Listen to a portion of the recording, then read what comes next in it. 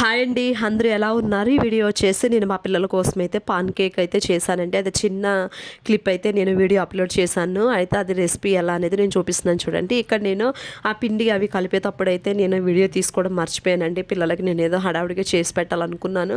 కలిపేసిన తర్వాత గుర్తొచ్చింది నాకు వీడియో తీయాలని చెప్పి. కానీ ఎంత ప్లఫీగా, ఎంత సాఫ్ట్గా, ఎంత టేస్టీగా ఉన్నాయో మీరు ఒక్కసారి ట్రై చేయండి.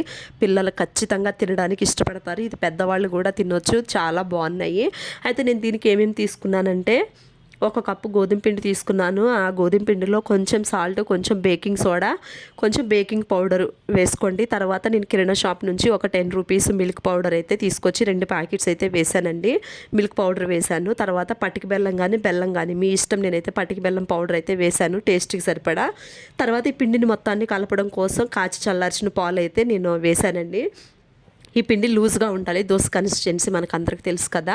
ఇంకా అట్లా లూజ్గా కలిపిన తర్వాత నేనైతే నాన్ స్టిక్ ప్యాన్ మీద వేస్తున్నానండి. నాన్ స్టిక్ ప్యాన్ మీద ఏం చేశానంటే ఒక 2-3 చుక్కలు నెయ్యి వేసి దాన్ని ఇలా ఇలా తుడిచేసిన తర్వాత ఒక్కొక్క గంటిగా పిండి వేసేసి సిమ్లో పెట్టి మూత పెట్టేసిన తర్వాత అది మంచిగా రెడ్ కలర్లోకి వచ్చేస్తుందండి. దాన్ని టర్న్ చేయండి, తిప్పండి. తిప్పిన తర్వాత కూడా ఒకసారి మూత పెడితే 2 వైపులా కూడా చాలా మంచిగా కాలుతుంది. సిమ్లోనే చేయండి. నిజంగా టేస్ట్ ఎంత బాగుందంటే ఎలాంటి పిల్లలని ఇష్టంగా తింటారు.